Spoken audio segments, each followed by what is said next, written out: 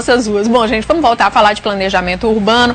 Por onde é que passa o planejamento urbano de uma cidade? Vocês que estão aí começando projetos novos em cidades do interior, onde é mais fácil esse controle do que numa cidade como Fortaleza, que já cresceu da forma que cresceu, e daqui a pouco eu quero até saber se tem solução para Fortaleza ou não.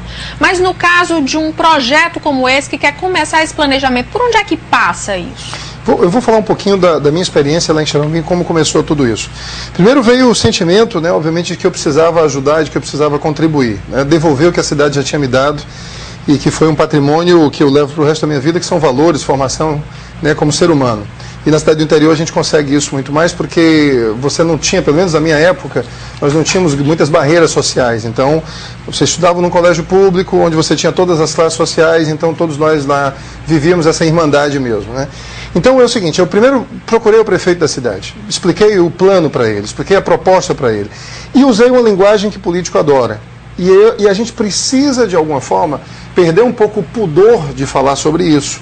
Político é necessário, existem aqueles que são profissionais, ou seja, aqueles que se dedicam realmente, dedicam a sua vida a isso, e é legítimo que eles queiram se eleger ou se reeleger, é absolutamente legítimo. Portanto, falar sobre voto e conquista de votos não pode ser vista ou percebida como algo nefasto, como algo absurdo, ou como algo nojento. Absolutamente. Isso faz parte desse processo democrático e desse sistema que nós vivemos. Então, o que eu disse para o prefeito?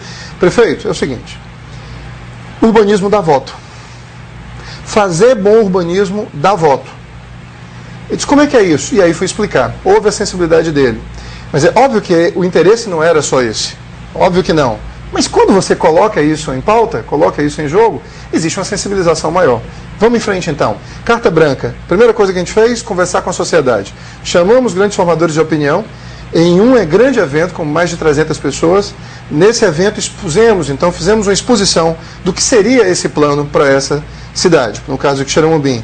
Sucesso total, acolhida, aplausos. Próximo passo, fomos para a rádio local. E fizemos um debate na rádio local com a presença do prefeito, do vice-prefeito, de secretários e de formadores de opinião também da sociedade civil organizada. Juntamos 3 rádios em cadeia e entramos na casa das pessoas. E passamos 2h30 conversando nesse debate lá, expondo sem ressalvas, sem hesitação, as mazelas que a cidade tinha. Até porque não eram culpa desse prefeito. Elas vêm se amontoando ao longo dos anos. Então não é aqui uma questão de caça às bruxas, de quem tem a culpa ou não. É uma questão de enxergá-los, não se desviar do foco de resolvê-los e partir para cima com um plano realmente bem elaborado. Pronto, tomamos essa decisão, fizemos esse debate e aí sim tomamos então a primeira decisão. É a primeira decisão, diferentemente um pouco desse caso aqui de São Gonçalo, que trabalha médio e longo prazo. Nós também vamos trabalhar médio e longo prazo, mas só no segundo momento. Interessante, não no primeiro momento. O primeiro momento agora é reordenar a cidade. Principalmente a utilização dos espaços públicos, dentre eles a calçada, porque ela é irregular, ela é ocupada irregularmente, ela é irregular do ponto de vista de nível, ela é ocupada irregularmente. Precisamos liberar as calçadas e a cidade tem aquela sensação de que, opa, nós pedestres estamos retomando a nossa cidade e estamos de alguma forma sendo contemplados nesse processo. E reordenar o trânsito. O trânsito no interior, via de regra, é um caos completo. Então esse é o outro ponto também que nós estamos atacando. E adianta fazer isso de cima para baixo? Não. Nós chamamos os comerciantes, tem quarto momento, chamamos os comerciantes e num papo muito aberto, muito franco, fizemos a exposição completa de qual era a realidade e se era essa a realidade que eles desejavam.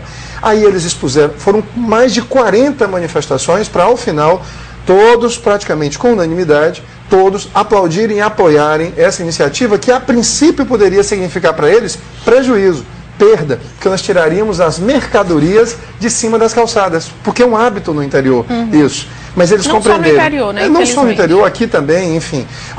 Eles compreenderam que isso seria melhor para a cidade, que as pessoas iriam caminhar melhor, iriam caminhar mais, e se fossem caminhar mais, eles teriam mais clientes.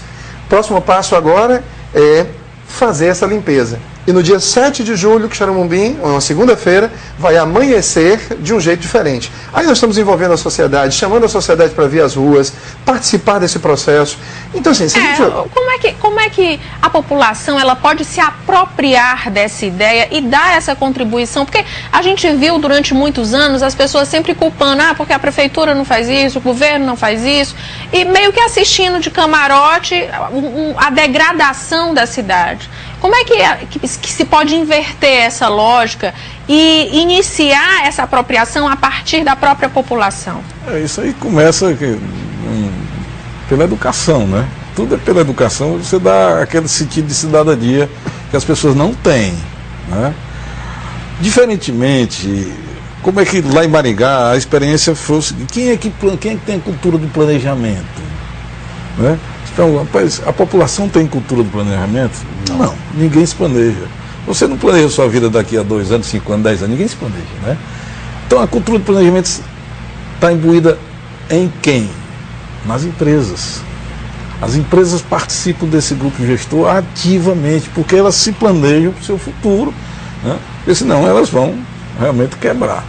Então o grupo gestor é formado pela população, mas principalmente por muitas empresas, tanto empresa industrial, comercial, de serviço, tá?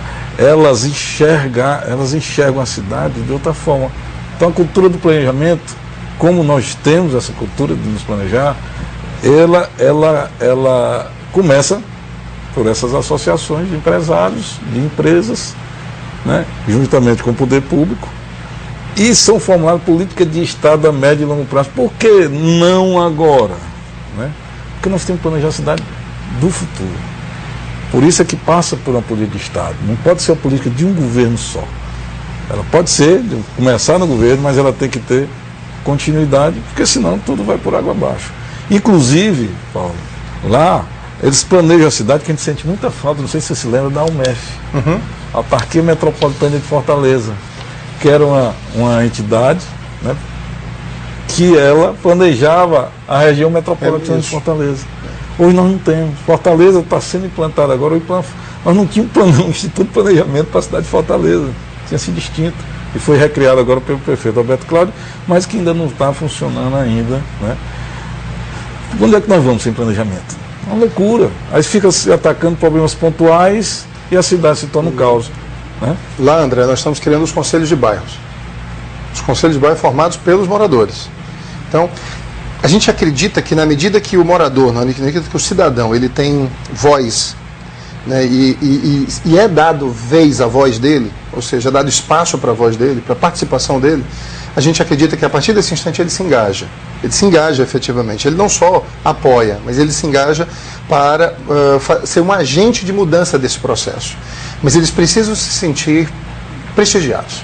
Então, por isso é que a gente está criando esses conselhos, e quando as coisas forem ser decididas, esses conselhos dos bairros, eles vão ter que opinar, eles vão precisar opinar.